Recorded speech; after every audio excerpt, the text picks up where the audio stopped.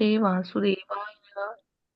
ओम ओम नमो नमो भगवते भगवते वासुदेवाय। वासुदेवाय। ओम वासुदेवाय। नमो भगवते वासुदेवाय। ओम ओम नमो नमो भगवते भगवते भगवते वासुदेवाय। वासुदेवाय। वासुदेवाय। ओम नमो भगवते वासुदेवाय। ओम ओम नमो नमो नमो भगवते भगवते भगवते वासुदेवाय। वासुदेवाय। वासुदेवाय। नारायणं नमस्कृत्यं नरं चैव नरोत्तमं। नारायणं नारायणं नमस्कृत्यं नरं नरं चैव चैव नमस्कृत्य नरोत्तमम्। नरोत्तमं। नरोत्तमम्। देवी सरस्वती व्यासं ततो जयमुदीरयेत्। देवीं देवीं देवी सरस्वती सरस्वती व्यासं सरस्वती ततो व्यासं जयमुदीरयेत्। नष्टप्रायेषु भद्रेषु नित्यं भागवत सेवया। नष्टप्रायेषु नष्टप्रायेषु भद्रेषु भद्रेषु भद्रेषु नित्यं भागवत नित्यं सेवया। भगवत्सेवया। भगवती उत्तमश्लोके भक्तिर्भवति नैष्टकी। भगवती भगवते उत्तम भगवती श्लोके श्लोके भक्तिर्भवति भक्तिर्भवति नैष्ठिकी। नष्टति। कृष्णाय वासुदेवाय देवकीनन्दनाय च कृष्णाय कृष्णाय कृष्णाय वासुदेवाय वासुदेवाय वासुदेवाय देवकीनन्दनाय च देवकीनन्दनाय च नन्दगोपकुमाराय गोविन्दाय नमो नमः। नन्दकुमाराय गोविन्दाय नन्दगोपकुमाराय नमो नमः। नमः। मूकं करोति वाचालं पङ्गुं लङ्घयते गिरिं। मूकं मूकं करोति करोति वाचालं वाचालं पङ्गुं पङ्गुं लङ्घयते लङ्घयते गिरिम्। गिरिं। गिरिम्। यत्कृपातमहं वन्दे परमानन्दमाधवम्। यत्कृपातं यत्कृपातमहं वन्दे वन्दे परमानन्दमाधवम्। परमानन्दमाधवम्। मङ्गलाचरणम्।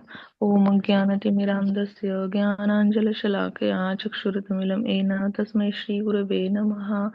श्रीकृष्णचैतन्य जय श्रीकृष्ण चैतन्य विष्टं स्थापितं येन भूतले स्वयं रूपा कदा मह्यं ददाति स्वपदान्तिकं।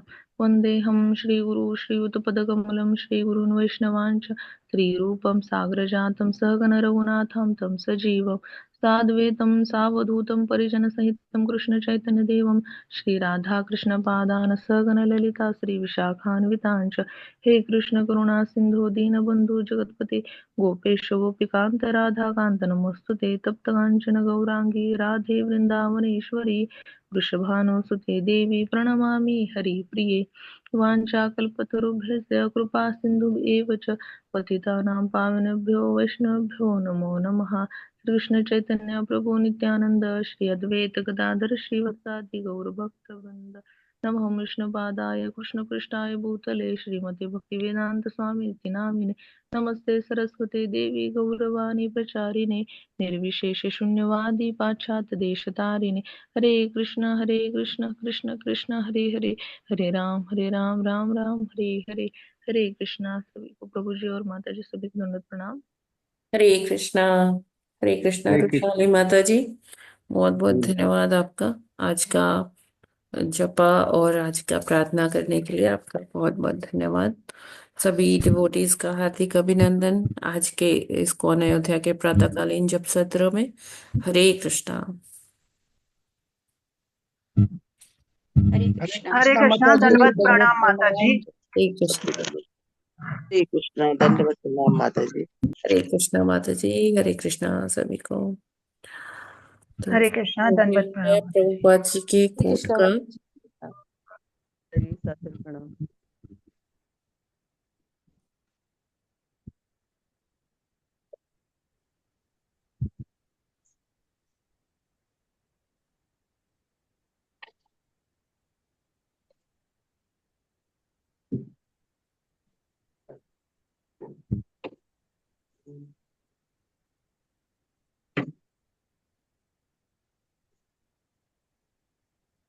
हरे कृष्णा।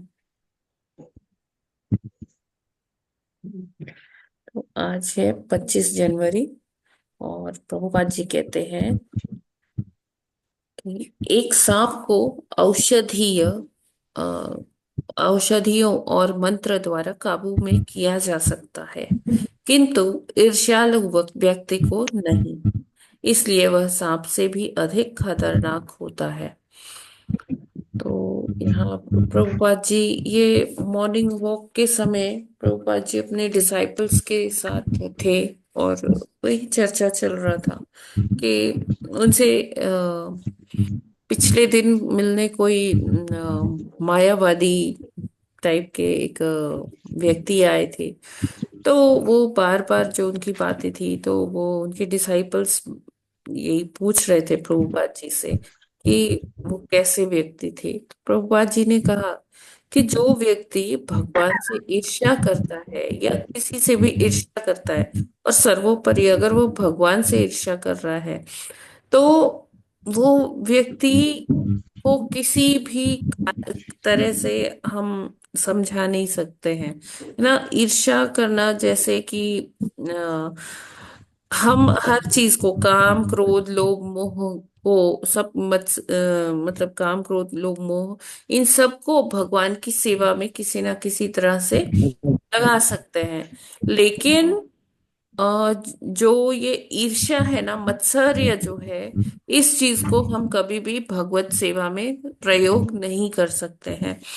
तो यहाँ पर प्रभुपाद जी यही बता रहे कि जैसे सांप होता है ना, वो ईर्ष्या का सिंबलाइज सांप से ही उसे किया जाता है। तो सांप क्या हमेशा जो है वो ईर्ष्यालु व्यक्ति सांप से ही उसकी तुलना की जाती है। तो प्रभुपाद जी यही बता रहे कि सांप को हम अलग अलग हर्ब्स के हेल्प से, अलग अलग मंत्रों के हेल्प से उसको किसी तरह से काबू कर सकते हैं, उसकी ईर्ष्या को।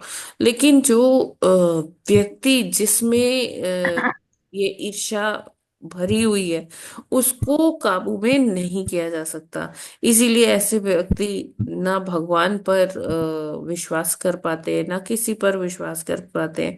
उनको सिर्फ अपनी प्रभुता, अपनी ही हर जगह अपना स्वामित्व चाहिए होता है ना। अगर कोई और उस जगह पर पहुंच जाता है, तो उनसे ये ना बर्दाश्त नहीं होता कि कैसे ये व्यक्ति आगे निकल गया, या इसका कुछ अच्छा हो रहा है। तो वो रूपा जी कहते हैं कि वो सांप से भी ज्यादा खतरनाक हो जाता है उसकी मानसिकता। तो ये देखिए, ऐसा नहीं है कि किसी व्यक्ति की बात हो रही है, ये हमें भी ये चीजें हो सकती हैं। तो हमें क्या चाहिए कि हम इन चीजों से ऊपर उठे, है ना। एक जैसे पिछले कुछ दिन पहले एक कोट आया था प्रभुपाद जी का कि जो स्पर्धा है, स्पर्धा होनी चाहिए। तो स्पर्धा में जब हम कॉम्पीट कर रहे हैं एक दूसरे से, तो कोई उसमें ईर्ष्यावश वो कंपटीशन नहीं होनी चाहिए। वो कंपटीशन कैसी होनी चाहिए, वो कि सब में से बेस्ट निकल के आए, बेस्ट पॉसिबल सेवा हो सके भगवान की। जो भी हम सेवा कर रहे हैं उसमें सबसे जो सबसे बेस्ट है वो मिले हमें, है ना, सर्वोत्तम। तो इसी तरह से यहाँ यहाँ ये भी उससे मिलता जुलता है कि ईर्ष्यालु व्यक्ति जो है वो सिर्फ अपने बारे में सोचता है, सेल्फ सेंटर्ड होता है। कृष्णा वहां सेंटर में नहीं होते हैं। तो प्रभुपाद जी इसीलिए कह रहे हैं कि ये व्यक्ति जो है ईर्ष्या से भरा हुआ है, तो वो सर्प से भी अधिक खतरनाक होता है। ठीक है, ये क्लियर है। हरे कृष्ण। जगत गुरु श्रील प्रभुपाद। हरे कृष्ण हरे माता जी, कृष्णा। भगवान ने कहा है हरे कि कृष्णा ईर्ष्यालु माता जी, व्यक्तियों को दंडवत प्रणाम। हरे कृष्णा। ईर्ष्यालु व्यक्तियों को मैं बारंबार आसुरी योनियों में डालते रहता हूँ, हाँ हाँ। जिससे कि वो मुझ तक न पहुंच पाए और आगे उनकी अधोगति होती है माता जी। लेकिन जो लोग भगवान से तो बहुत प्रेम करते हैं, लेकिन बहुत बड़ी पॉपुलेशन ऐसी है जो कि भगवान से रिलेटेड नहीं, लेकिन आपस में तो ईर्ष्या करते हैं ना लोग, कि मुझे ये चाहिए, वो चाहिए, ये भी चाहिए, वो भी चाहिए, इसका इसके पास ऐसा, इससे भी ज्यादा ये है। तो ये वो भगवान बिना से भक्ति प्रेम वाली जो कर, ईर्ष्या जो है। भगवान से प्रेम करेगा ना प्रभु जी, वो उसमें ऐसी बात आएगी नहीं कि वो अपने समकक्ष जो लोग हैं उनसे ईर्ष्या करे। जो सही में भगवान से प्रेम करेगा ना, वो तो जो उनके साथ है, उनके विसिनिटी में जितने भी लोग हैं, उनको और आगे बढ़ाने का ही प्रयास करेगा। अच्छा माता जी, ये हम्म। कॉमन बात है ना माता जी, जो सारे सारे संसार में जो व्याप्त है ये ईर्ष्या आपस की, इसलिए मैंने पूछा, जो कि भक्ति से संबंधित ना होकर अन्य ईर्ष्या है, पैसे से, धन से, दौलत से, रहन सहन से, परिवार की स्थिति से। इसलिए मैंने पूछा कि क्या ये भी जो है उसी तरह के दंड के भोगी हैं जैसा भगवान कहते हैं? तो आपने कहा कि हाँ वो भी है, और होते नहीं है भक्त, अगर होते हैं तो। हाँ, हरे कृष्ण। देखिए, अगर कोई भगवत भक्त है, ऐसा नहीं होगा कि कोई भगवान से प्रेम कर रहा है लेकिन अपने साथ वालों से वो ईर्ष्या कर रहा है। ऐसा नहीं है। वो प्रेम भी ना, वो धोखा ही है। वो भगवान को प्रेम नहीं कर रहा है।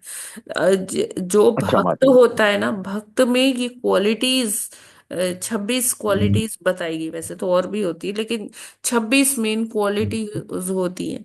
तो वो अपने एक तो ये अमानी न मान देन है ना, अपने मान का उसे कोई परवाह नहीं होती, दूसरे का मान वो करता है। और दूसरी चीज है, अपने जो उसके समकक्ष लोग होते हैं, जो उसके साथ होते हैं, वो उनको और आगे उनकी प्रगति चाहता है। वो हर संभव प्रयास करता है कि वो भक्ति में भी आगे बढ़ जाए। कोई उनको समस्या है तो उसमें भी वो उनकी हेल्प करते हैं।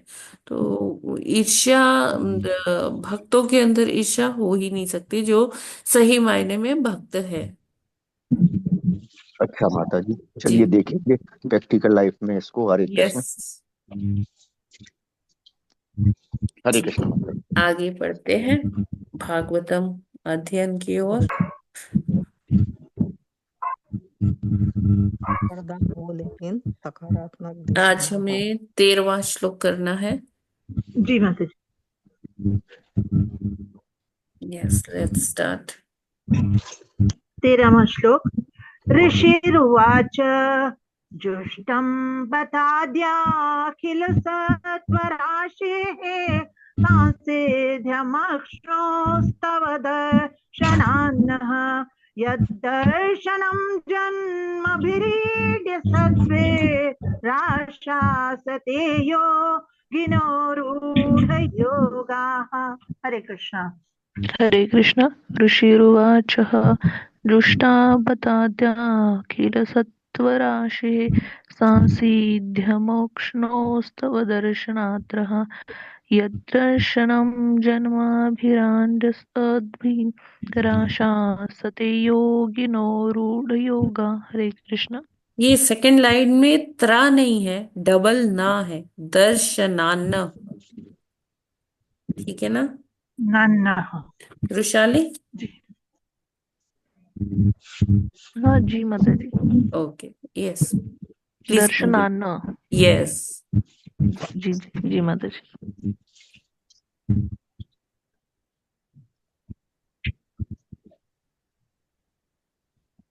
Yes, please continue. Hare Krishna. Hare Krishna. ऋषिरुवाच जुष्टं बतादादखिलसत्त्वराशे सांसीध्यं क्षणो अस्त्वदर्शनानः यज्जन्मभिरीङ्गया सत्ति रसास्ते योगिनो रूढयोगा। हरे कृष्णा। हरे कृष्णा। ऋषिरुवाच जुष्टं बताखाखिलसत्त्वराशे सासिध्यमक्षणे अस्त्वदर्शनान् दर्शनं जन्मभिरीड्ये राससते योगी रूढयोगा। हरे कृष्णा। हरे कृष्णा। पथाद्या किलसत्तराशे नामक्षयो अक्षरोत्सव दर्शनान् यद्दर्शनं जन्म तद्भिराशासते योगिनो रूढ़ योगः। हरे कृष्णा। सभी भक्तों को दंडवत प्रणाम।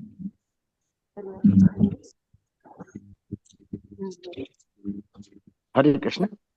ऋषिरुवाच जुष्टं बताध्याखिल सत्वराशे सांसिद्ध यमक्षणो स्तव दर्शनान यदृशन जन्म भिरीय सिद्धि राशासते योगिनो रूढ़ योगा। हरे कृष्ण। हरे कृष्ण। ऋषि उवाच जुष्टं बताद्याखिलसत्त्वराशि सासीध्यमक्ष्णोस्तव दर्शनानः यद्दर्शनं जन्मभिरीडैः सद्धि राशसति योगिनो रूढयोगा। हरे कृष्ण। हरे कृष्ण। ऋषि उवाच दृष्टं बतादेऽखिल सत्तरासे शांति दिव्ये क्षण उत्सव दर्शनांक यत् दर्शनं जन्मभिरीडे सद्दिवे रासा रासास्ते योगिनो रूढयोगाः। हरे कृष्ण।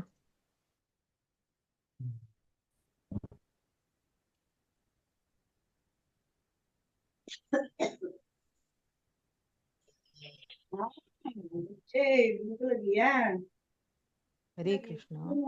जुष्टं बताध्याखिलसत्त्वराशेः सांसिध्यं क्षणोस्तव दर्शनान्नः यदर्शनं जन्मभिड्यसब्धि राशा सते योगिनो रूढयोगाः। हरे कृष्ण। हरे कृष्ण। यस, कौन पढ़ना चाहती माता जी? प्रभु जी। मैं पढ़ूं माता जी? हाँ जी, पढ़िए माता जी। जी। शब्दार्थ, अनुवाद एवं तात्पर्य श्रील प्रभुपाद जी के द्वारा। श्रील प्रभुपाद जी की जय। ऋषि उवाच, ऋषि ने कहा, जुष्टम प्राप्त किया जाता है। माता जी थोड़ा सा तेज पढ़िए, हाँ, मतलब वॉल्यूम थोड़ा ज्यादा। हाँ। हाँ हाँ। आह, अद्य अब अखिल सभी सत्व सद्गुण का राशेह जो आगार है, सांसिध्यम पूर्ण सफलता, अक्षणों दोनों नेत्रों का, तो तुम्हारे दर्शनात् दर्शन से, नह हमारे द्वारा, यत जिसका, दर्शनम दर्शन, जन्म जन्म भी जन्म के द्वारा, इडीय हे पूज्य स्वामी, सब्दिह क्रमशः पद को प्राप्त, आशा सते महत्वाकांक्षा रखते हैं, योगिनः योगी, रूढ़ रूढ़ योगा योग में सिद्धि प्राप्त। अर्थ अनुवाद।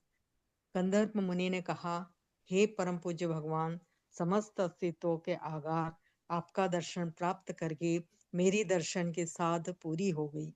महान योगी जन बारंबार जन्म लेकर गहन ध्यान में आपके दिव्य रूप का दर्शन करने की आकांक्षा करते रहते हैं। तात्पर्य, यहाँ पर श्री भगवान को समस्त सद्गुणों एवं समस्त आनंद का आधार कहा गया है। जब तक सत्व गुण को प्राप्त नहीं हो लिया जाता, तब तक वास्तविक आनंद नहीं मिलता। अतः जब कोई मनसा वाचा कर्मणा भगवान की सेवा करता है, तो उसे सत्व की परम सिद्धि अवस्था प्राप्त होती है। कंदर्प मुनि कहते हैं, आप सद्गुणों सत्व के नाम से ज्ञात समस्त वस्तुओं के आधार हैं, और अब आपको अपने नेत्रों के सम्मुख देखकर दर्शन की सिद्धि प्राप्त हुई है। ऐसे कथन विशुद्ध भक्ति परक हैं। भक्त के लिए इंद्रियों की सार्थकता भगवान की सेवा करने में है। आंखों की सार्थकता भगवान के सौंदर्य अवलोकन में है। श्रवणेन्द्रिय की सार्थकता प्रभु के गुणगान सुनने में है। जीभ की सार्थकता प्रसाद का स्वाद पाने में है। जब समस्त इंद्रियां भगवान की सेवा में लगी रहती हैं, तो इस प्रकार की सिद्धि भक्ति योग कहलाती है, जिसका अर्थ होता है भौतिकता में लिप्त इंद्रियों को भगवान की सेवा में लगाना। जब मनुष्य सभी प्रकार के बद्ध जीवन से मुक्त होकर भगवान की सेवा में अपने को पूर्ण रूपेण अनुरक्त करता है, तो उसकी सेवा भक्ति योग कहलाती है, जिसका अर्थ होता है भौतिकता में लिप्त इंद्रियों को भगवान की सेवा में लगाना। कंदर्प मुनि स्वीकार करते हैं कि भक्ति योग में स्वयं भगवान का दर्शन पाना दर्शन की सार्थकता सिद्धि है। कंदर्प मुनि ने दर्शन की महान मत ऊपर करना है, आगे का पढ़ पाएंगे। हाँ, श्योर श्योर। कंदर्प मुनि ने करदम करदम मुनि। कंदर्प करदम मुनि ने दर्शन की महान सिद्धि को बढ़ा चढ़ाकर नहीं कहा है। वे इसका प्रमाण प्रस्तुत करते हैं कि जो वास्तव में योग में उन्नत है वे जन्म जन्मांतर श्री भगवान के इस रूप का दर्शन करना चाहते हैं। वे कोई बनावटी योगी न थे। जो वास्तव में महान हैं वे भगवान के नित्य रूप के दर्शन की ही कामना करते हैं। थैंक यू माता जी, thank you so much. Yes, तो यहाँ पर अब करदम मुनि को भगवान का दर्शन हो गया है ना।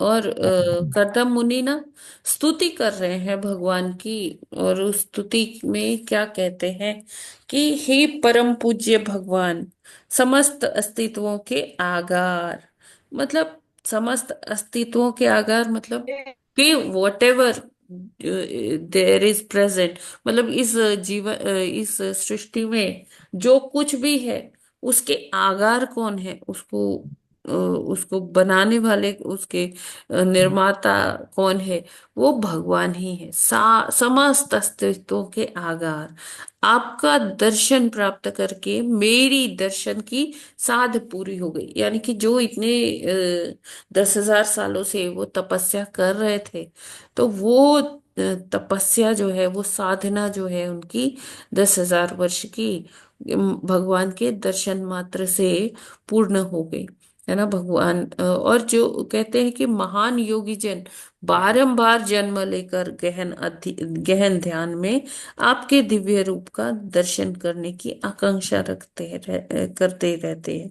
तो क्या होता है कि व्यक्ति जीवन भर, जीवन पर्यंत जो है भगवान के दर्शन करना चाहता है। जीवन पर्यंत क्या, जीवन के बाद भी अनेकों जन्म जन्मांतर तक वो जब तपस्याएं कर लेता है तब वो इस योग्य बन पाता है कि वो भगवान का दिव्य रूप का दर्शन कर पाए। तो कहते हैं कि मेरी तो साधना ही आज पूर्ण हुई, फुलफिलमेंट आ गई, पूर्णता आ गई कि मुझे आपका दर्शन मिल गया। अभी वो क्या कल वाले श्लोक में जैसे हमने पढ़ा था कि जो कुछ कोई लोग सिद्धियों की तरफ अट्रैक्ट हो जाते हैं, लेकिन करदम मुनि अपनी ये जो साधना है इसको ही परफेक्शन मान रहे हैं। क्यों? क्योंकि इसमें उनका जो गंतव्य था, परम गंतव्य जो होता है एक साधक का, तो वो क्या होता है, भगवत प्राप्ति, और जो उनको हो गई। तो वो कह रहे हैं कि मेरी जो साधना है 10,000 वर्षों की, तो वो साधना मेरी पूर्ण हो गई। तो भगवान को वो यहाँ समस्त अस्तित्वों के, समस्त आनंद के आगार कहकर संबोधित करते हैं। कहते हैं कि आप समस्त सद्गुणों के आगार हैं, आनंद के आगार हैं। सद्गुण मतलब जैसे अभी हम लोग डिस्कस कर रहे थे, प्रभु जी का प्रश्न था कि कोई भगवान से तो प्रेम करता है लेकिन और व्यक्तियों से ईर्ष्या करता है। तो लेकिन क्या होता है कि जब व्यक्ति भक्ति करता है ना, तो भक्ति के प्रभाव से उसके जो अवगुण है वो धीरे धीरे धीरे धीरे कम होने लगते हैं। और जो गुण होते हैं, सद्गुण होते हैं, उनकी वो वृद्धि होती रहती है। तो भगवान क्योंकि समस्त सद्गुणों के आगार हैं, है ना।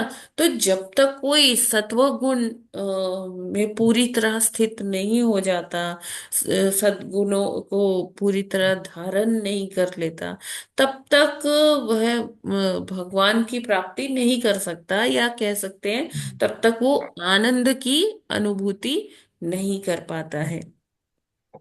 तो जब तक कोई मन से, कर्म से वचन से भगवान की ही सेवा करता है, तो उसे तब तक सत्व की प्राप्ति में संदेह होता है ना। जैसे जैसे वो मनसा वाचा कर्मणा भगवान के प्रति अ, एकदम समर्पित हो जाता है, तो फिर वो धीरे धीरे सत्व गुण की तरफ, शुद्ध सत्व की तरफ आता रहता है ना। उसको उसमें सिद्धि प्राप्त हो जाती है।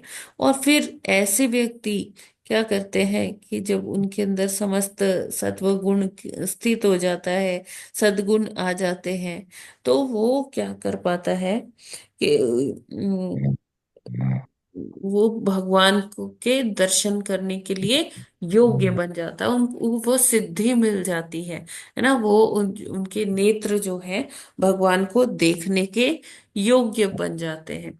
तो यहाँ करदम मुनि अपने अनुभव से बता रहे हैं कि सबसे पहले सत्व गुण में स्थित होना पड़ेगा, सद्गुणों को अपने अंदर धारण करना पड़ेगा, तभी हम भक्ति में आगे बढ़ सकते हैं। और एक समय पर जो परम सत्य की पराकाष्ठा है, भगवान का साक्षात रूप है, उनके दर्शन भी कर सकते हैं, है ना। तो यहाँ करदम मुनि जो है वो बहुत भाव विभोर हो रहे हैं, है ना। वो क्या कहते हैं कि भक्त के लिए इंद्रियों की सार्थकता भगवान की सेवा करने में है। तो जैसे हम सेवा करते हैं, तो हमारी इंद्रियां भी क्या होती है, शुद्ध होती है ना। ये जो भौतिक इंद्रियां हैं ये बड़ी चंचल होती हैं, है ना। तो जो ये भौतिक इंद्रियां हैं, जब इनको हम भगवान की सेवा में लगा देते हैं, इन इंद्रियों को एक हायर टेस्ट मिल जाता है कि हाँ, भगवान की सेवा करने में अभी उनको इंद्रियों को बहुत आनंद मिल रहा है अगर, तो ये इंद्रियां कहीं विषयी वस्तुओं के पास नहीं भटकेगी, है ना। ये चंचल की तरह से नहीं बिहेव करेगी। ये भगवान की सेवा में ही अपने आप को पूर्ण मानते हैं।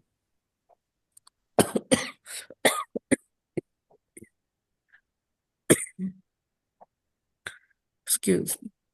तो यहाँ करदम मुनि क्या कहते हैं कि आंखों की सार्थकता किसमें, भगवान ने हमको आंखें दी है ना, देखने के लिए, हर चीज का सौंदर्य का अवलोकन करने के लिए, है ना। श्रवण इंद्रिया दी है कुछ सुनने के लिए, है ना, बहुत भगवान का कथा, भगवान का गुणगान, है ना। तो इनकी सार्थकता इसी में ही है। आंखों की सार्थकता इसमें नहीं है कि भौतिक चीजें देखे, या कान की सार्थकता इसमें नहीं है कि ये बॉलीवुड हॉलीवुड के गाने सुने। आंख, नाक, कान, जिह्वा, जिह्वा की भी सार्थकता तभी है जब वो जिह्वा को का प्रयोग किस लिए किया जाए, भगवान का प्रसाद खाने के लिए किया जाए। तो इसी तरह से जो समस्त इंद्रियां है वो भगवान की सेवा में जब लगी रहती हैं, तो मन जो है अपने आप क्या हो जाता है, वो संयमित हो जाता है ना। और ये भौतिकता है, इससे हम निकल जाते हैं धीरे धीरे करके। और इसी को तो क्या कहते हैं, भक्ति योग, अपनी सारी इंद्रियों को क्या करना, भगवान की सेवा में सेवा लगाना। में लगा। तो जब तक हम ऐसा नहीं करेंगे, ये एक विज्ञान है, जब तक हम ऐसा नहीं करेंगे और स्टेप बाय स्टेप ये सारी चीजें फॉलो नहीं करेंगे, तो भक्ति कर पाना बड़ा मुश्किल है। भक्ति योग सहज कब हो जाता है, तभी सहज हो पाता है जब हम अपनी इंद्रियों को भगवान की सेवा में लगा देते हैं। ठीक है। जी माता जी। हरे कृष्ण माता जी। हम जी लोग इस संस्था के माध्यम से भक्ति योग में हैं, तो हम कोशिश रहती है बहुत सारे भक्तों को कि आंखों को भी भगवान की सेवा में लगाएं, कानों को भी, और सुनना समझना और मनन में भी।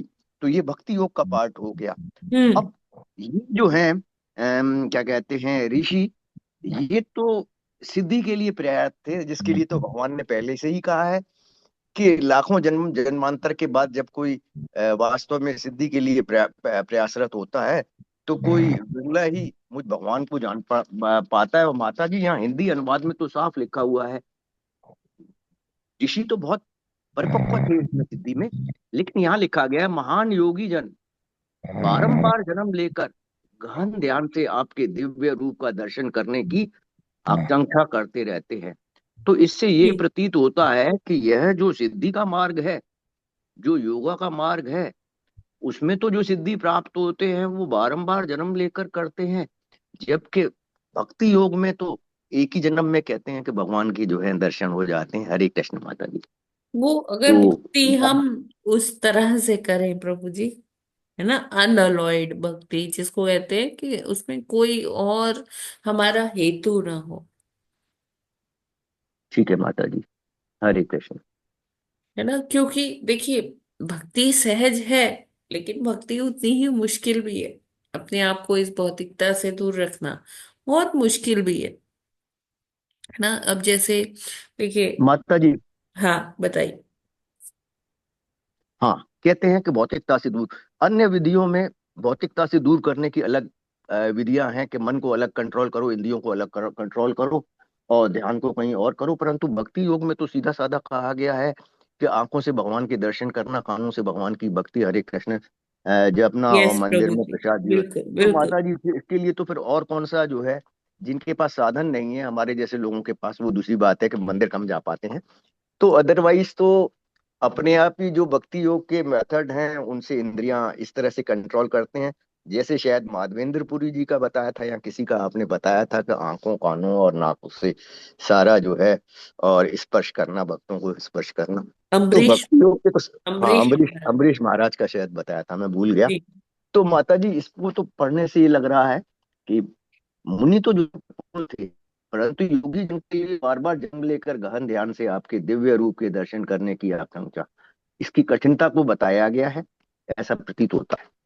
हम्म, देखिए भक्ति योग सहज है लेकिन उसी के साथ साथ ये थोड़ा मुश्किल भी है, क्योंकि वही है कि इतना आवरण है, माया का इतना आवरण है, भौतिकता इतनी ज्यादा फैली हुई है, उसमें सभी लिप्त हैं कि भक्ति करना सबके बस की बात नहीं होती। भगवान कहते हैं ये सहज है, तब भी कभी, सॉरी, प्रभुपाद जी कहते हैं कि भक्ति सहज है, सब कोई कर सकता है, लेकिन कभी भी ऐसा समय नहीं आएगा कि हाँ सारे ही भक्त बन गए, 100% सक्सेस रेट नहीं होगा।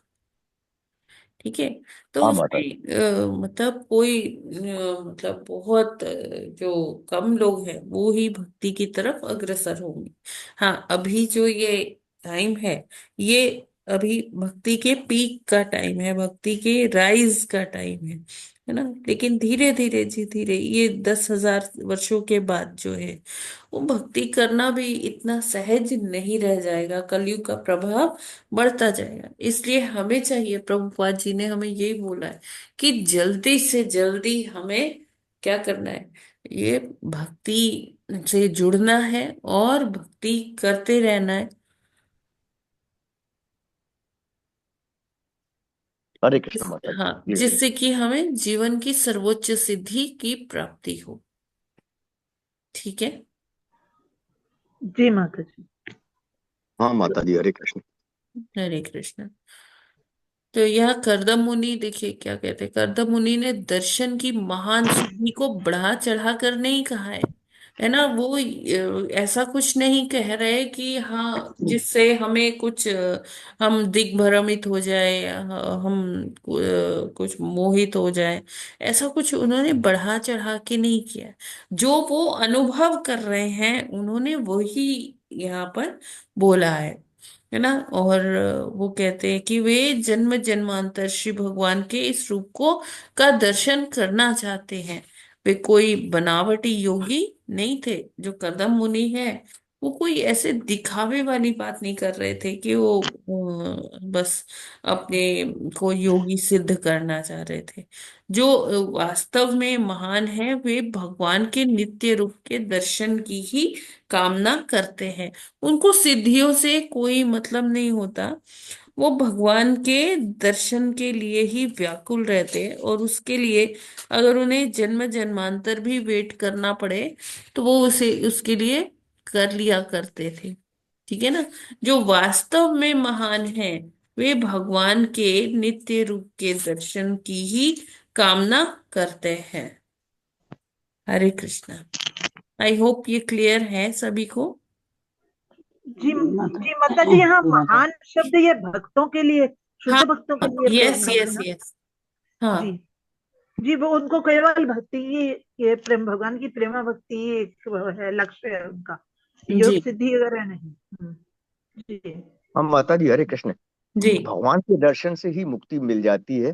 लेकिन अभी ऐसा दिखाए, मुनि ने जो है दर्शन तो कर लिए, भगवत भक्ति प्राप्त हो गई, सुख प्राप्त हो गया, लेकिन अभी उनका भगवान के धाम के बारे में कहीं नहीं आया वर्णन कि भगवत धाम की प्राप्ति हुई, कि आगे आएगा ये क्या? हाँ हाँ, यस प्रभु जी।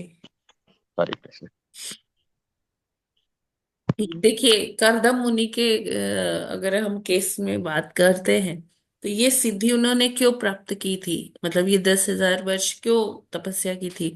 उन्होंने अपना परिवार बढ़ाने के लिए, अपने वंश वृद्धि हाँ के माता लिए। जी आपने बताया। हाँ, तो अभी उनकी 9 कन्याएं होंगी, फिर वो 10वां जो है उनका पुत्र कपिल, पुत्र भगवान के कपिल। रूप में, कपिल मुनि के रूप में आएंगे, है ना। हम्म और फिर क्या है कि वो सारी पुत्रियों का अपना विवाह का जो है वो 9 पुत्रियों का वो विवाह करेंगे।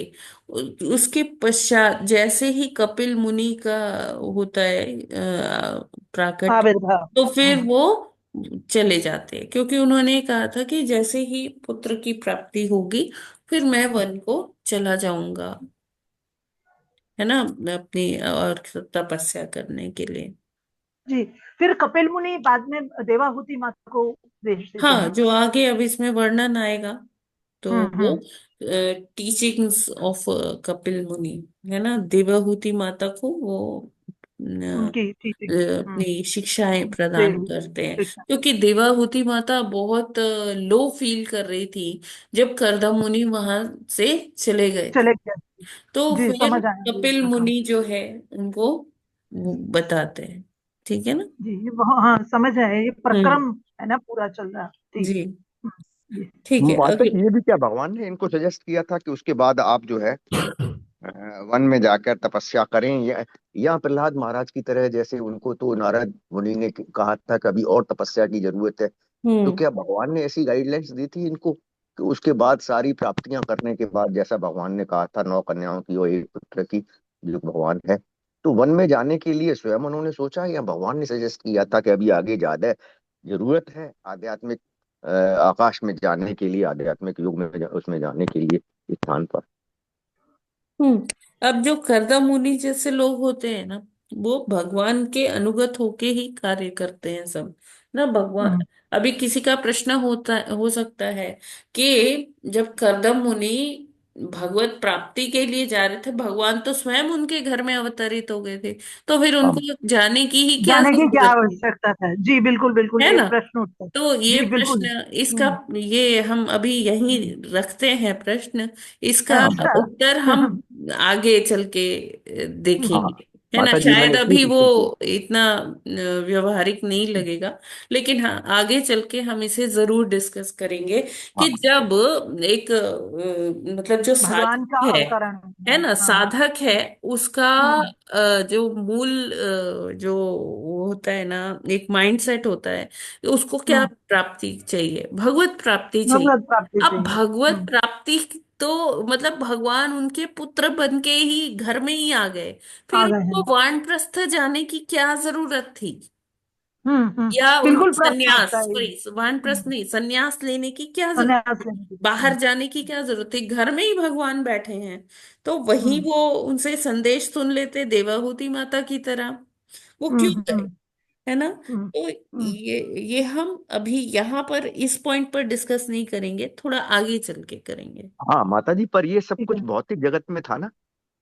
और हाँ, भक्ति वाले तो आध्यात्मिक जगत में जाना चाहते हैं ना, इस वजह से क्वेश्चन किया है। हरे कृष्ण माता जी, आगे आएगा, आगे हाँ, समझ लेना। यस यस यस प्रभु जी। हाँ हाँ बिल्कुल बिल्कुल जिम्मेदारियां समझ निभा करके फिर वानप्रस्थ जीवन की ओर आगे बढ़े, नहीं वानप्रस्थ नहीं संन्यास हो गया ना। संन्यास। संन्यास की ओर हाँ बढ़े।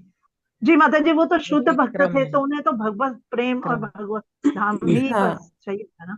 तो जी एक दर्शन तो हो गए कपिल भगवान के रूप में, तो आगे क्या चाहिए वो भगवत भक्ति बाकी भगवत प्रेम और भगवत धाम बस यही। जी। तो आगे पढ़ते हैं। जी 14वां श्लोक।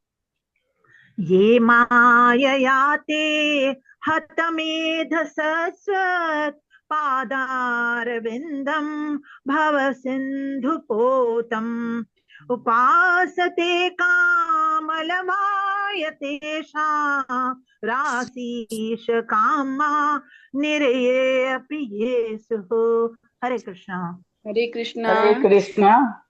ये मायाये ते हतमेध सत्वता पदारविन्दं भव सिन्धुपोतम् उपासते कामलवाय तेषां राशिस कामानिरयेऽपि येषु।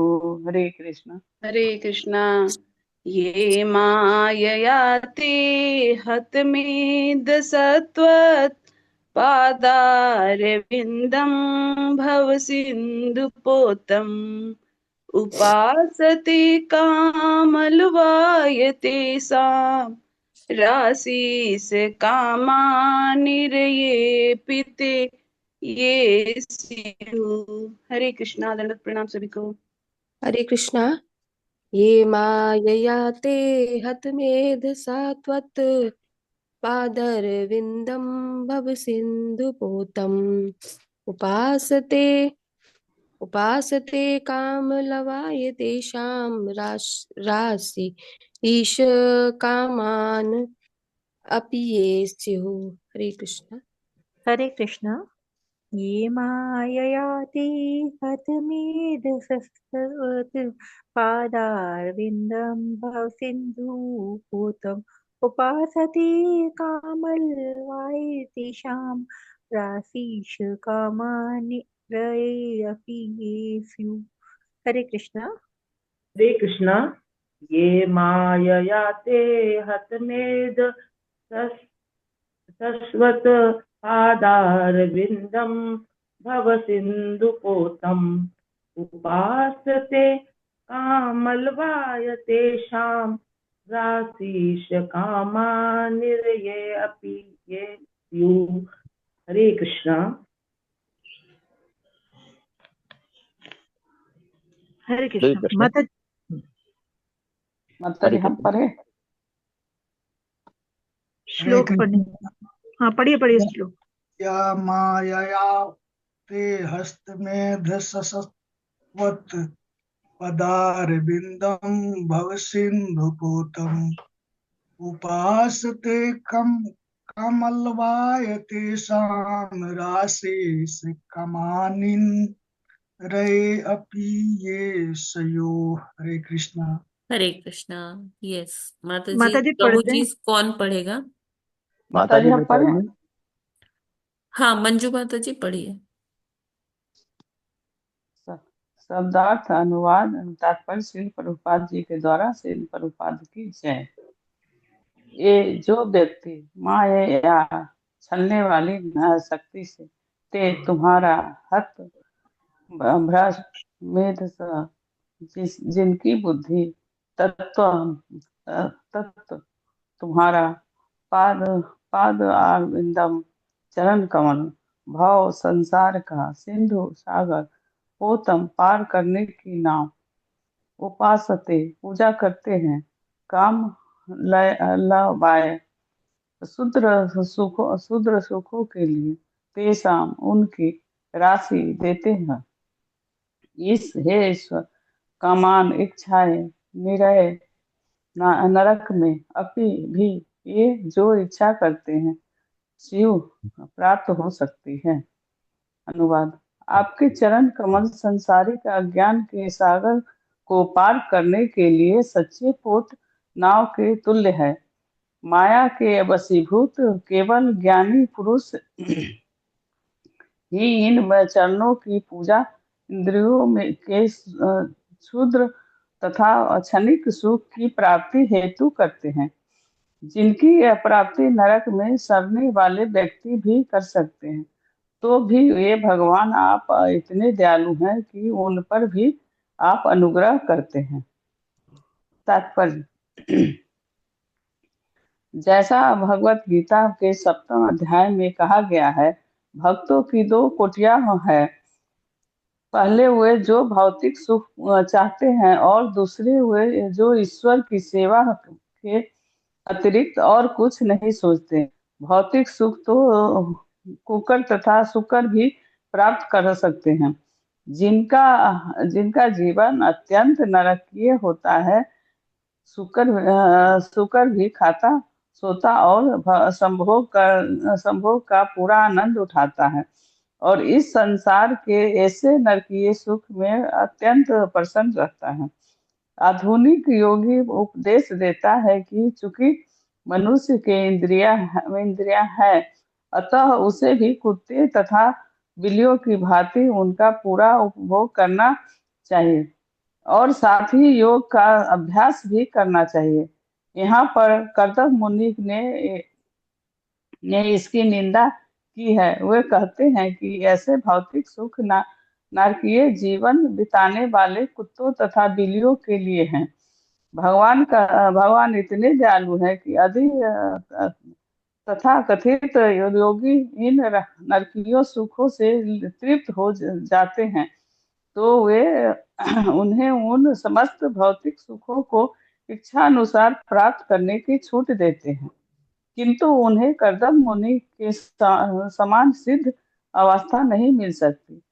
वास्तविकता तो यह है कि नरकीय तथा आसुरी लोग यह जानते ही नहीं है कि सीधी का परम साध्य क्या है। फलतः वे इंद्रिय तृप्ति को ही जीवन का उच्चतम लक्ष्य मान बैठते हैं। वे यह उपदेश देने लगते हैं कि इंद्रिय तृप्ति के साथ ही वे कुछ मंत्र सुनाकर और कुछ आसन करके सिद्धि की कामना कर सकते हैं। ऐसे व्यक्तियों को यहाँ पर हत मेधस कहा गया है, अर्थात जिनके दिमाग खराब हो चुके हैं। ऐसे लोग योग सिद्धि या ध्यान के द्वारा भौतिक सुख की कामना करते हैं। भगवान ने भगवद गीता में कहा है कि जो देवताओं की पूजा करते हैं उनकी बुद्धि भ्रष्ट हो चुकी होती है। इसी प्रकार यहाँ भी कंदर्प मुनि कहते हैं कि जो योगाभ्यास के द्वारा भौतिक सुख की कामना करता है, समझ लो उसकी बुद्धि बिगड़ चुकी है और वह महामूर्ख है। वस्तुतः योग के उत्तम अभ्यासकर्ता को श्री भगवान की पूजा करके अज्ञान के सागर को पार करने और भगवान के चरण कमलों के दर्शन प्राप्त करने के अतिरिक्त और कोई भी कामना नहीं करनी चाहिए। किंतु ईश्वर ऐसे दयालु है कि ऐसे बुद्धि भ्रष्ट लोगों को वे आज भी कुत्ता बिल्ली शुकर बनाकर संभोग तथा इंद्रिय तृप्ति द्वारा सुख उठाने का वर देते हैं। भगवत गीता में भगवान ने इस वरदान की पुष्टि की है, जब भी कोई मनुष्य मुझसे कुछ प्राप्त करना चाहता है तो मैं उसको मनवांछित फल वर देता हूँ। हरे कृष्णा, हरे बोल। हरे कृष्णा माता जी, थैंक यू सो मच माता जी। तो यहाँ पर ये श्लोक के माध्यम से क्या बता रहे हैं कि कर्दम मुनि भगवान की जो स्तुति करते हैं, तो वो यही यहाँ पर बता रहे हैं कि किस प्रकार भगवान के चरण कमल ही एकमात्र साधन है इस संसार रूपी सागर को पार करने के लिए। वो एक पोत के समान है, एक नाव के समान है, जो भक्तों को उनके गंतव्य तक पहुंचा देते हैं। है ना। तो कर्दम मुनि यहाँ भगवान की स्तुति करते हुए कहते हैं कि आप सभी के मतलब इतने करुणामयी हैं कि जो इवन कुकर शुकर वाला भी जीवन जी रहे हैं, उन पर उनका भी आप कल्याण करते हैं, है ना।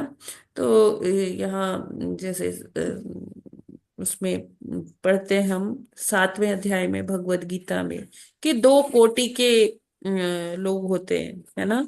कि एक जो भौतिक सुख चाहते हैं, और दूसरे कौन से होते हैं जो ईश्वर की सेवा के अतिरिक्त और कुछ भी नहीं चाहते हैं, है ना। चतुर्विधा भजन्ते माम जना सुकृतिनो अर्जुन अर्जुन आर्यो जिज्ञासु अर्थार्थी अर्थार्थी ज्ञानी ज्ञानी व च भरतर्षभ। भरतर्षभ। तो जी। ये जो मेनली अगर हम इनको ब्रॉडली क्लासिफाई करें तो चार से हम दो में ही आ सकते हैं कि आर्त और अर्थार्थी क्या है। कि जो पीड़ा से कोई पीड़ा है तब भगवान के पास आए कि हमारी पीड़ा दूर कर दीजिए, पीड़ा हर लीजिए। और जो अर्थार्थी हैं यानी कि धन की इच्छा से आए हैं, वो क्या है, ये दोनों ही भौतिक सुख है ना। वरना जो भक्त होते हैं तो चाहे वो पीड़ा में रहें, चाहे वो उनके पास धन हो या ना हो, वो भगवान की शरण में कभी शरण से दूर नहीं जाते। वो भगवान वो सब कुछ वो अपने चाहे धन है नहीं है, फिर भी वो इसे भगवान का ही एक प्रसाद मान के ही अपना जीवन यापन करते हैं, है ना। वो कभी भी भगवान से धनवान होने की इच्छा नहीं रखते, कामना नहीं करते। वो यही सोचते हैं कि उनके पूर्व जन्म के कोई फल रहे होंगे जिनके कारण उनका धन का अभाव है। तो भगवान से मांगने नहीं जाते हैं कि भगवान मुझे धनी बना दीजिए। वो जैसी सिचुएशन है उसी में भक्ति करते हैं, है ना। और जो पीड़ा में है, मान लीजिए किसी को कोई शारीरिक पीड़ा हो गई, है ना। तो वो भी क्या है, वो उस पीड़ा होते हुए भी क्या है कि वो भगवान की सेवा में रत रहते हैं। वो कभी मांगने नहीं जाते। और जो धन के लिए भगवान के पास जाते हैं और या अपनी पीड़ा हरने के लिए जाते हैं, तो वो क्या है, वो भौतिक सुख चाह रहे हैं। और जो दूसरी श्रेणी है वो क्या है कि वो भगवान के सेवा करना चाहते हैं। तो दोनों में यही डिफरेंस है, एक भौतिकता में है और दूसरा आध्यात्मिक रास्ते पर चलकर भगवान की भक्ति कर कर वो इस भव सागर से पार होना चाहता है। और ये जो पहली कैटेगरी है भौतिक सुख वाली, तो ये लोग अभी धीरे धीरे धीरे भगवान की शरण में आने की आप कह सकते हैं शुरुआत हुई। कि वो पीड़ा के चलते आए, लेकिन आए तो भगवान की शरण में, है ना। पीड़ा हो गया या धन की इच्छा से कोई आ रहा है, तो एटलीस्ट वो भगवान की शरण में आ तो रहा है। तो यहाँ पर करदम मुनि क्या कह रहे हैं, वो कह रहे हैं कि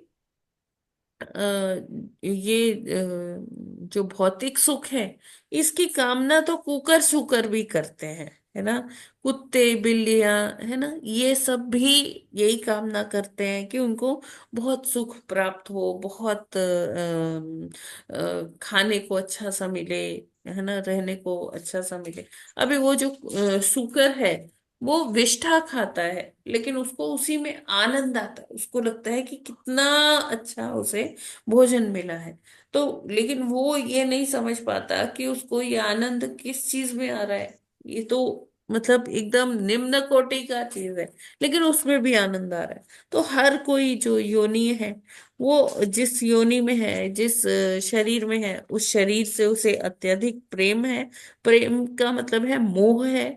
और वो बस निरंतर अपने भौतिक सुखों के बारे में सोचता रहता है कि मेरा घर होना चाहिए जिसमें मैं सेफ रह सकूं। और हर मतलब उसको खाने के लिए वो मिलता रहे, मिलता रहे, वो उसी में खुश रहता है। ना। लेकिन जो भगवान है, सॉरी, जो भक्त हैं भगवान के, वो इन सब में कोई इंटरेस्ट नहीं लेते, है ना। यहाँ प्रभुपाद जी बता रहे हैं कि शुकर भी खाता है, सोता है, सब भोग का पूरा आनंद उठाता है, और इस संसार के ऐसे नारकीय सुख से अत्यंत प्रसन्न होता है। तो ये जो सुख है, ये सो कॉल्ड सुख है, तथा कथित सुख है। एक्चुअली इस भौतिक जगत में सुख तो है ही नहीं, ये तो दुखालय है। तो प्रभुपाद कहते हैं कि यहाँ सुख की कामना करना क्या है, बड़ा हास्यास्पद सा लगता है, क्योंकि ये तो दुखालय है। तो जैसे विद्यालय में विद्या मिलती है, जैसे जैसे हम कहीं राशन की दुकान पे जाते हैं तो वहां हमें दाल चावल, ये आटा, ये इत्यादि ये सब मिलता है। हम मिठाई की दुकान पर जाते हैं तो वहां पर हमें मिठाई मिलती है। तो ये क्या है, ये दुखालय है। तो यहाँ पर क्या है, दुख के अलावा और कुछ नहीं है।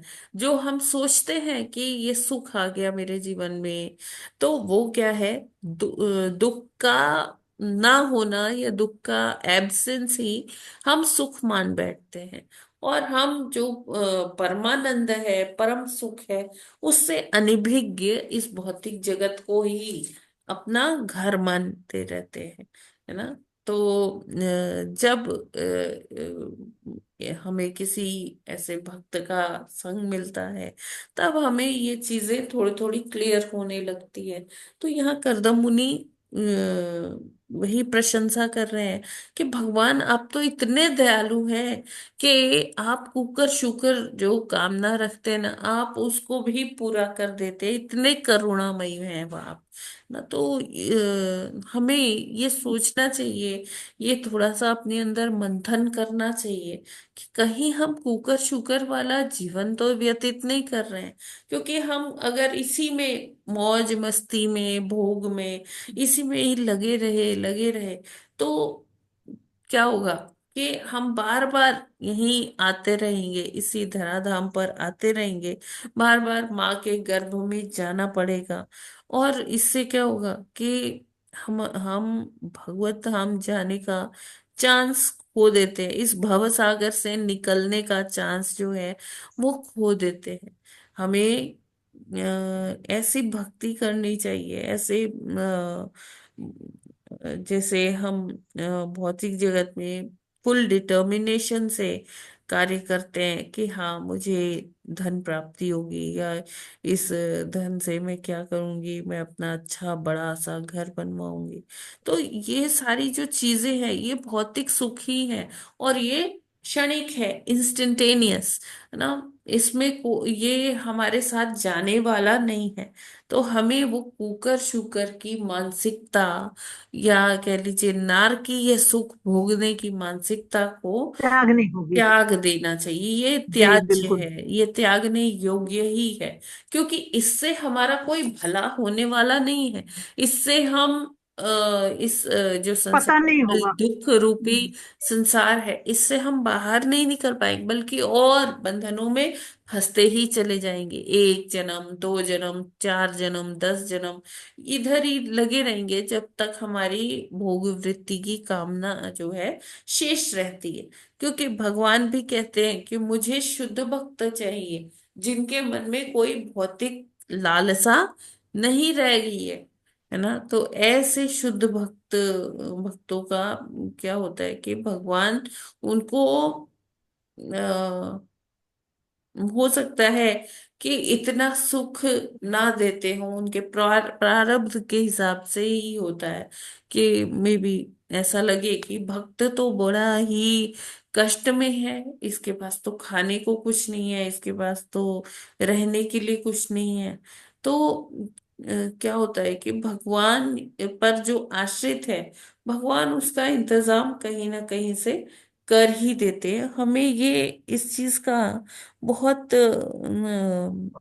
मतलब हमें इस पर विश्वास करना चाहिए कि भगवान की अगर हम शरण में रहते हैं तो भगवान अपने भक्तों का हमेशा ध्यान भी रखते हैं।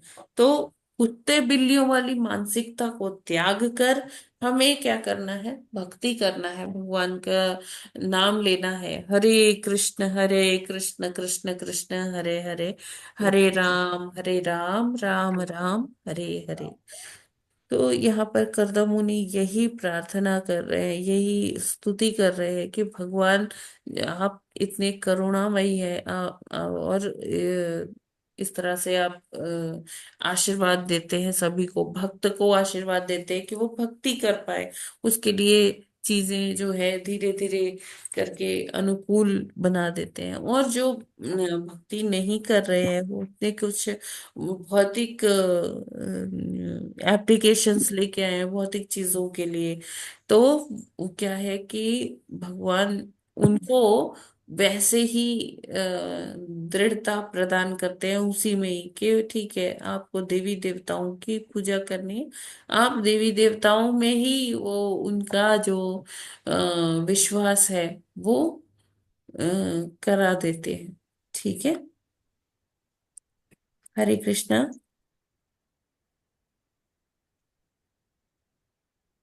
हरे हरे कृष्ण कृष्ण हरे माता कृष्ण जी। माता जी। हाँ स्पष्ट है। हरे कृष्ण माता जी। यस प्रभु जी। भगवान जो है, जो लोग भक्ति के लिए इंटरेस्टेड होते हैं उनको बुद्धि तथा ज्ञान प्रदान करते हैं ताकि भक्ति के मार्ग में वो आगे बढ़ सकें। और साफ कहा गया है कि जो भक्तों को जो है भगवान की जो है सच्ची श्रद्धा के साथ भक्ति करनी चाहिए, कोई भौतिक लाभ नहीं का कामना नहीं करना चाहिए, परंतु जो है अर्थार्थी और ज्ञानी है इनको भी दूसरे टाइप के भक्तों में कहा गया है, जो कि और भगवान ने ये भी कहा है कि जो लोग अन्य किसी इच्छा से जो है भगवान की पूजा करते हैं या पूर्व में जिनकी इच्छा रही होती है, तो भक्ति तो उनको देते ही हैं आध्यात्मिक प्राप्ति, साथ साथ पूर्व में उनकी जो प्रार्थनाएं या इच्छा होती हैं भगवान उसको भी करते हैं। उसको ज्यादा इन्फीरियर तो है ही है, पर इतना ज्यादा इन्फीरियर नहीं बताया जाता है। ये लाइन क्या है लास्ट की 3-4 में, जो तात्पर्य में है, किंतु ईश्वर ऐसे दयालु है कि ऐसे बुद्ध भ्रष्ट लोगों को वे आज भी कुत्ता बिल्ली शूकर बनाकर संभोग तथा इंद्रिय तृप्ति द्वारा सुख भोगने का वर देते हैं।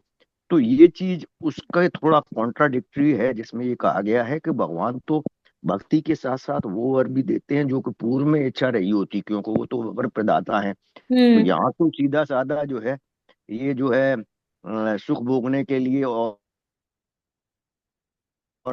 ईश्वर की भी इच्छाएं पूरी होती हैं जो अर्थार्थी होते हैं, तो उनके लिए इनको ज्यादा इंफीरियर बना दिया गया है जिनकी भौतिक इच्छाएं भी होती हैं, क्योंकि ऐसे इंसान जहाँ में तो रह ही रहे हैं जहाँ की भौतिक इच्छाएं भी तीनों प्रकृति के गुणों के अनुसार शब्दों के अंदर होती हैं, तो होती हैं। और इसमें और उच्च लोकों में भी है ये, तो फिर इतना इनको इंफीरियर क्यों बताया गया है कि उनको इस तरह का वर देते हैं। हरे कृष्ण माता जी, क्योंकि उनकी तो देखिए, पूर्ति भी करते हैं भगवान भगवान। भगवान क्या करते हैं? भगवान का यही मोटिव है कि सारे जो हैं जो लोग हैं वो अपने जो कल्मश हैं उनको वो यही त्याग कर जल्दी से जल्दी भगवान के पास आए, है ना। तो जब उनकी इच्छाएं शेष रहेंगी तब तक भगवान उनको अपने यहाँ आश्रय नहीं देते, और भगवान उनको यही आशीर्वाद देते हैं कि वो जो भी उनकी भौतिक इच्छाएं हैं वो पूर्ण हो जाए। जब और हमने पहले भी पढ़ा है कि जैसे जैसे भौतिक इच्छाएं हमारी बढ़ती हैं हम उनको पूरा करने का प्रयास करते हैं, है ना। तो क्या होता है कि ये इसीलिए पूरी की जाती है हमारी इच्छाएं भगवत कृपा से, कि एक दिन तो ऐसा आएगा कि जब भौतिक चीजों की कामना ही नहीं होगी। जैसे हमें कोई चीज मिल गई ना, तो भगवान के द्वारा मिल तो जाती है लेकिन उसको भोगने की जो प्रवृत्ति है, भोगने की जो एक लालसा है वो खत्म हो जाती है। वो मिल गई चीज लेकिन अब उसको भोगने की लालसा ही नहीं रही। ठीक है ना। हाँ माता जी, ठीक है, क्लियर है। जी। हरे कृष्ण। और कोई प्रश्न? हरे कृष्णा। हरे कृष्ण माता जी। यस प्रभु जी। माता जी, सुख और दुख की अनुभूति के कौन कौन से कारक हैं? सुख और दुख की अनुभूति में क्या है? मतलब सुख और दुख की अनुभूति कैसे होती है, इसके कौन कौन से कारण या कारक है? अच्छा, मतलब तो हम क्या हम ये क्या हमारी इच्छाओं पर डिपेंड करता है कि ये हमारी इच्छा जो है वो कैसी है। वो अगर पूरी हो जाती है तो हम कहते हैं हम सुखी हैं। अगर हमारे हिसाब से कोई सारी गतिविधियां चल रही हैं तो हमें लगता है ये सुख की स्थिति है। और जब हमारे हिसाब से चीजें नहीं चलती तो भौतिक जगत में लोग यही समझते हैं कि ये दुख की स्थिति है। तो कारण क्या है? जितनी हमारी इच्छाएं होंगी उतने ही हम क्या होंगे? हम्म। फ्रस्ट्रेशन आएगी कि नहीं आएगी कि हम जी मांग माता रहे जी। हैं और ये पूरा नहीं हो रहा है ना। तो वो क्रोध की स्थिति, जैसे 2.62 और 63 में यही बताया गया। तो इसीलिए क्या होता है कि भगवान वो इच्छा पूरी करने देते हैं भक्तों को। ठीक है ना? जी माता जी। और हरे माता कृष्ण। जी जैसे माता जी हाँ भक्त की चार कैटेगरी बताई गई है, आर्त, यथार्थी, हाँ जिज्ञासु, ज्ञानी। जी। और जैसे जैसे भक्ति में थोड़ा सा अग्रसर होते जाता है, तो आर्त भी माता जी यथार्थी में कन्वर्ट हो सकता है, यथार्थी ज्ञानी में बदल सकता है ना, सॉरी, हाँ बिल्कुल। ये जिज्ञासु देखिए, में। जब भगवान की शरण में जो आते हैं तो धीरे धीरे उनका जो कल्मश है वो दूर होते हैं और उनको धीरे धीरे भगवान से प्रेम होने लगता है। निष्काम से वो सॉरी सकाम से वो निष्काम की तरफ आते हैं।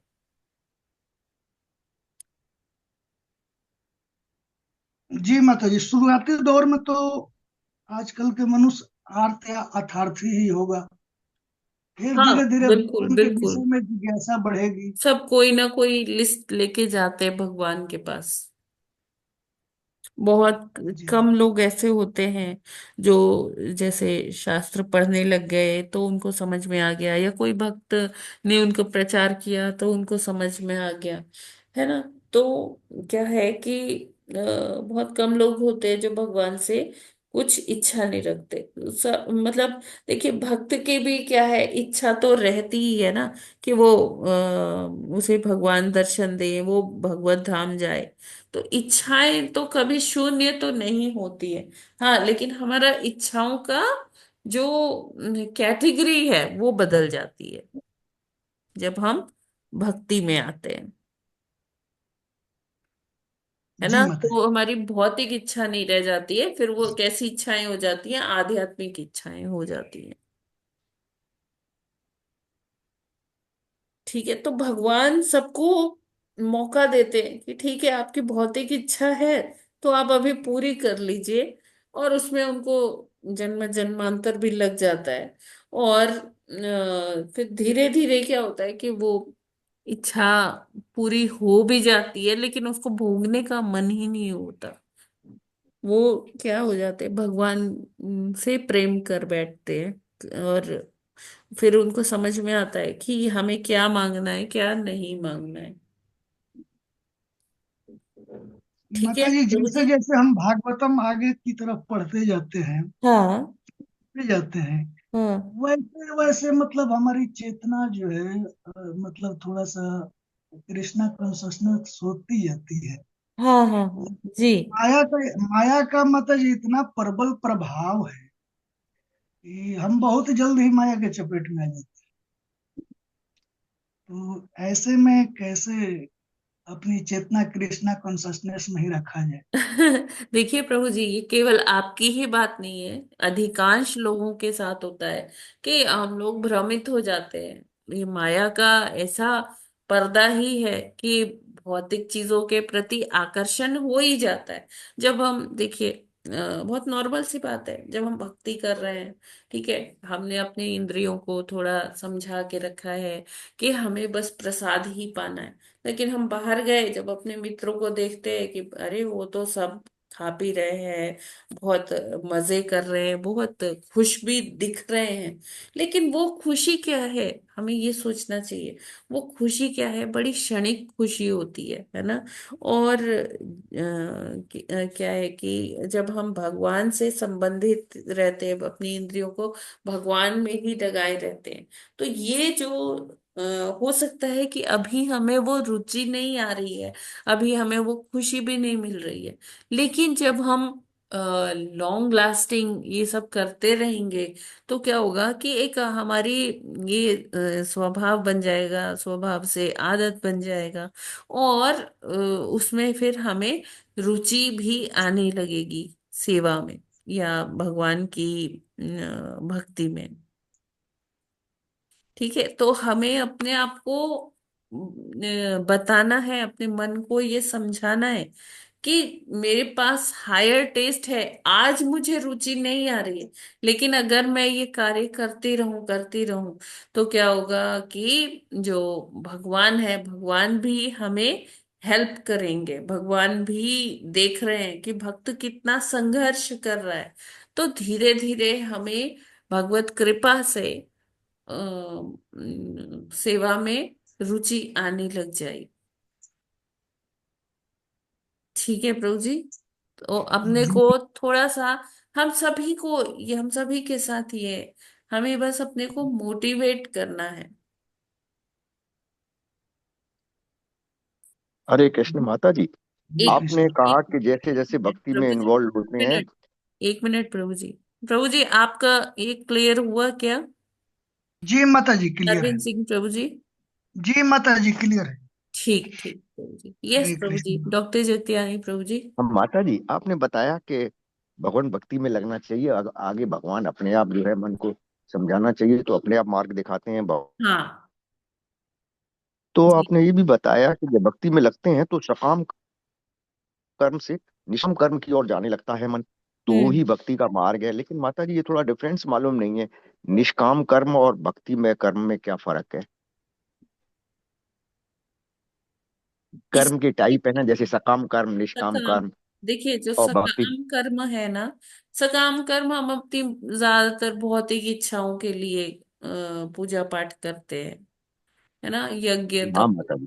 अपनी इच्छाओं के लिए करते हैं। निष्काम जो है वो वही है कि भक्तिमय कार्य, भक्ति परक कार्य करते हैं, निष्काम क्या है माता जी? भक्ति भगवान की प्रसन्नता के लिए कार्य करते हैं। ये दोनों में डिफरेंस नहीं है प्रभु जी। किस में डिफरेंस नहीं है? निष्काम और भक्ति में कर्म में है हाँ हाँ, माता जी, यस यस प्रभु जी। दोनों ही एक ही है। एक ही। तो फिर कर्म योग दो टाइप का हुआ कि तीन का टाइप का हुआ? एक तो सकाम कर्म, दूसरा निष्काम कर्म, और कोई तीसरा भी है क्या इसमें? अकर्म, अकर्म कर्म, अकर्म, वो जो अकर्म। अग्नि। अच्छा माता जी, ये तीसरा अकर्म है। नहीं, तो एक तो विकर्म हो गया ना, कि धर्म के विपरीत कार्य करना। अकर्म और विकर्म। जो सकाम कर्म है धर्म के विपरीत नहीं है वो। हाँ माता जी। अच्छा माता जी, जो धर्म के फेवर में है वो दो हैं, हाँ सकाम और हाँ, निष्काम। यस प्रभु जी। अच्छा, और ये तो फिर अलग हो गए, विकर्म और विकर्म तो एकदम अकर्म। अलग कैटेगरी हो गई ना। हाँ वो अलग हो गई, वो तो हाँ, इनसे फिर आपने मतलब नहीं। सकाम निष्काम और भक्तिमय कार्य पूछा था ना, तो मैंने उसके हाँ, लिए बताया तो कि जो निष्काम कर्म सकाम है, अलग है, भक्ति का। निष्काम और भक्ति में एक ही है। हाँ हाँ, यही हुआ ना? बस जी तो जी। कर्मयोग के इतने ही एक, टाइप है ना? हाँ, कृष्ण भावना भावित कर्म जो होता है। हाँ माता जी। तो निष्काम और भक्ति में एक ही काम हुआ, और ये भक्ति की कैटेगरी में आएंगे दोनों हाँ, के दोनों, चाहे इनके टाइटल्स अलग अलग दिखने में यस, लगते हैं। एब्सोल्युटली। बाकी बाकी वो तो अलग है, विकर्म और एक कोई और है। तो ठीक है माता जी, हरे कृष्ण। जी, और कोई प्रश्न? हरे कृष्ण माता जी। हाँ जी, धन्यवाद प्रणाम। धन्यवाद प्रणाम। माता जी, अकर्म भी तो जो भगवान की इच्छा के लिए किए जाते हैं वही कर्म होते हैं ना? नहीं, अकर्म जो है, जिसमें अपनी इच्छा ना हो। हाँ, हमारी इच्छा नहीं है ना, है ना? हाँ जी। लेकिन वो हम भगवान की भगवान, प्रसन्नता के लिए कर रहे हैं। हाँ जी, यही पूछ रही थी मैं, जी। भगवान की प्रसन्नता के लिए। हाँ। मुझे फोन दे दी थी, वही हम सोने जा रहे हैं, अभी फोन आएगा उसका, तब मैं कॉल बोलेगा। आया कि भैया 8 बजे तक हाँ जी। में मनुष्य को, हाँ माता जी, हाँ जी, हरे कृष्ण। हरे कृष्णा माता जी। जी। हाँ, मनुष्य योनि में मनुष्य को सकाम कर्म से निष्काम कर्म की ओर बढ़ना ही चाहिए, हाँ जिसकी प्राप्ति प्राप्त हो, भगवत धाम पर जा सके। जी। हरे कृष्णा माता जी। और हमें अपनी इंद्रियों पर काबू रखना चाहिए, है ना माता जी? क्या कह रहे हैं? मैं कह रही हमें अपनी इंद्रियों पर काबू रखना चाहिए। हाँ, रखना तो चाहिए, लेकिन क्या है कि बीच बीच में हम भ्रमित हो जाते हैं, है ना। हाँ हमें उसे अपनी इंद्रियों को जब तक हम भगवान की सेवा में नहीं लगाएंगे, तब तक हम ऐसे काबू हाँ, में फिर वो नहीं रख सकते। उनको दिशा देनी पड़ेगी, है ना। डाइवर्ट करने, हाँ। हाँ। हाँ, दिशा बदलनी पड़ती है। जब उनको हम हायर टेस्ट के, माता जी आज मेरे बेटे का जन्मदिन है।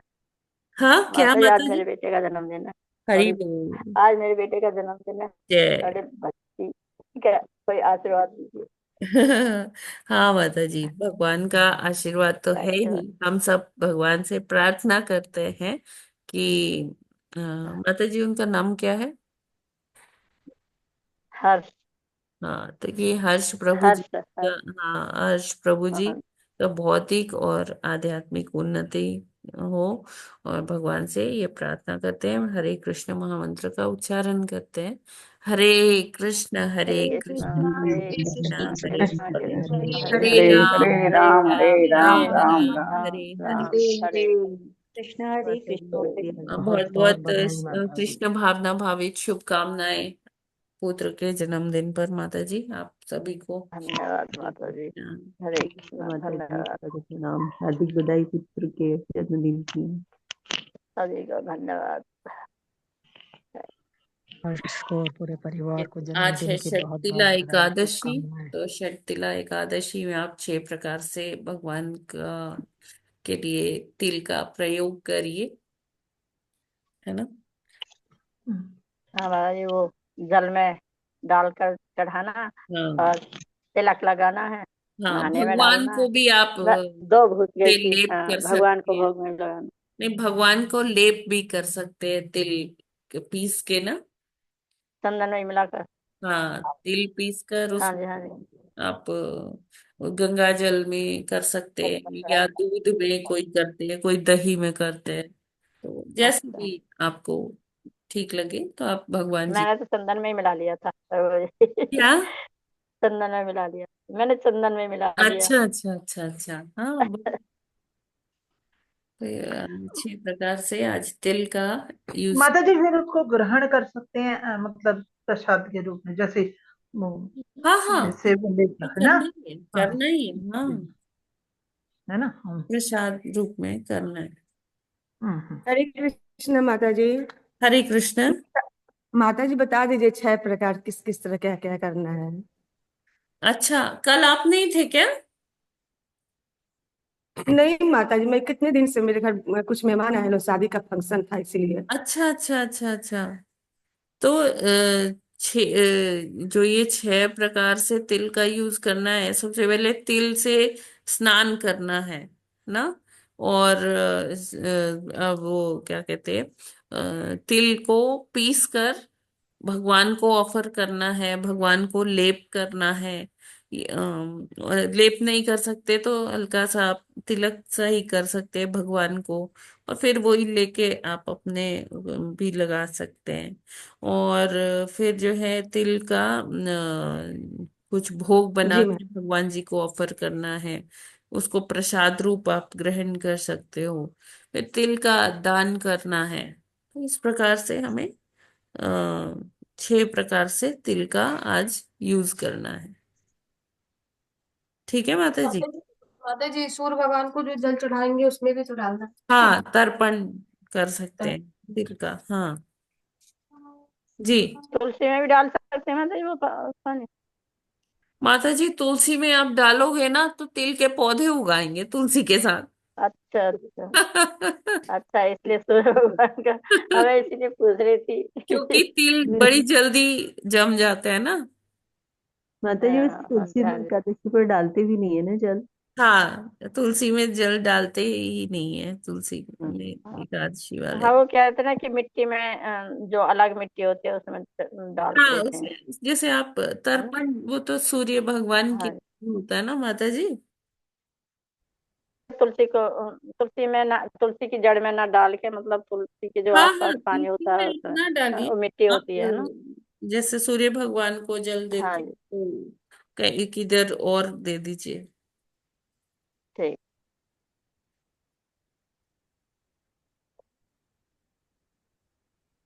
माता जी है। एकादशी के दिन तुलसी नहीं तोड़ते, द्वादशी के दिन तो जी नहीं जी जी, तोड़ते। बिल्कुल। एकादशी द्वादशी दोनों ही नहीं तोड़ते हैं। माता जी एकादशी के दिन मैं तुलसी तो माता की पूजा मतलब जल नहीं चढ़ाते उनको? नहीं, अगर जब जैसे जब बहुत गर्मियों का टाइम होता है तो मिट्टी में चढ़ा दीजिए। तुलसी माता को अच्छा डिस्टर्ब नहीं करना चाहिए, अच्छा अच्छा। उनके ऊपर मत डालिए। जैसे हम्म। आजकल तो हाँ चलता है, सर्दी है तो कोई बात नहीं, आप एक दिन जल नहीं भी दोगे तो चलेगा। हम्म, लेकिन गर्मियों में थोड़ा हो जाता है ना, तो जी मिट्टी में डाल सकते हैं। माता जी हरे जैसे कृष्णा माता जी। एकादशी के दिन माता जी माता जी जैसे कल मैं हाँ जी, एक अंजलि मिनट माता और, जी क्या कह रहे हैं आप? मैं कह रही कल तुलसी पत्ता, मैं हाँ कह रही माता जी कह तुलसी रहे थे कि पत्ता जैसे तोड़ने आज भूल गई एक मैं आज एक लेके आई। करके एकादशी बोलिए, है एक एक करके या बोलिए। मतलब, अंजलि माता जी आप हाँ बोलिए। माता जी जैसे आज एकादशी, हाँ जैसे आज एकादशी है तो जैसे डेली पूजा करते हैं हम लोग तुलसी माता की, फूल हाँ, चढ़ाते हैं उनको, धूप दिखाते हैं, जल चढ़ाते हैं, तो आज के दिन ये कुछ भी नहीं करना है?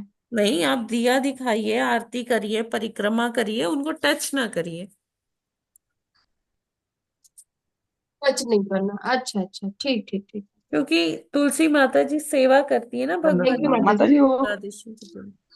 और हरे कृष्णा द्वादशी माता जी। के दिन जो है तुलसी माता रेस्ट हम्म करती है, हम्म। तब भी उनको डिस्टर्ब नहीं करती। तो ऐसे हरे दूर से कृष्णा माता जी। करेंगे उनको और मतलब एक छूए ना मिनट उनको माता बस। जी रुकिए। हाँ, अंजलि माता जी बोलिए। माता जी द्वादशी के दिन भी ऐसे दूर से पूजा कर लें और कुछ छूना नहीं है हाँ, बस नहीं ना छूना, द्वादशी। नहीं नहीं। ठीक ठीक है, थैंक यू माता जी। जी, यस माता माता जी। जी मैं ये पूछ रही थी कि हाँ, वो तुलसी, मतलब कल मैं तुलसी पत्ता तोड़ने भूल गई थी, इसलिए कह रही थी अच्छा। तो जो उसके आसपास सूखे पत्ते पड़े हैं उससे उठा लो। हाँ, वो उठा लीजिए। और अगर लकड़ी है तुलसी की तो वो भी हाँ चलेगी। वो तो है, लकड़ी तो है। हाँ, तो वो भी चलेगा। ठीक ठीक। यस मंजू माता जी। कृष्ण माता हरे जी। कृष्णा। हरे कृष्णा। हरे कृष्ण हाँ, माता। माता हरे जी मंजू कृष्णा मुझे माता भूख माता जी। तो जी। लग, हाँ माता जी जी, बोलिए बोलिए। कि कह रहे हैं कि तुलसी जी का भोग तो लगेगा ना। हाँ माता जी, वो सब होगा। हरे हरे कृष्णा माता जी।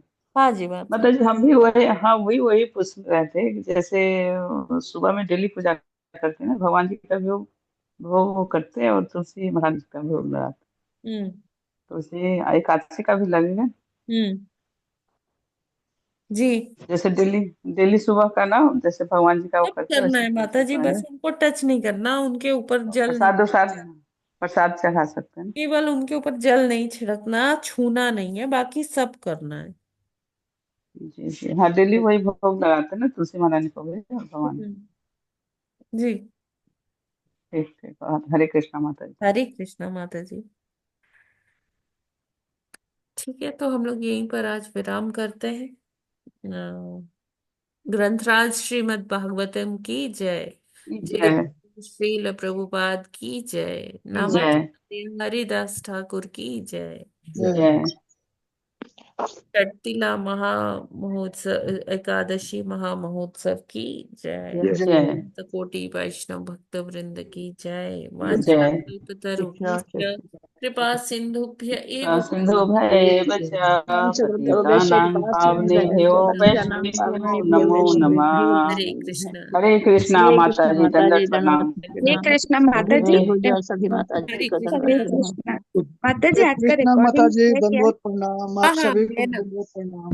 हाँ आज एक्चुअली करंट चली गई, इलेक्ट्रिसिटी ही नहीं थी और अच्छा अच्छा मोबाइल, हाँ बैटरी भी वो हो गया, बंद हो गया अपने आप। ओके तो है। रिकॉर्डिंग, हाँ ठीक है हाँ माता मिल जी, जाएगी। हम वही सुन लेंगे। अभी जी मैं माता जी, अपलोड कर दूंगी। जी जी माता जी, हरे कृष्णा। हरे कृष्णा माता जी। स्वागत।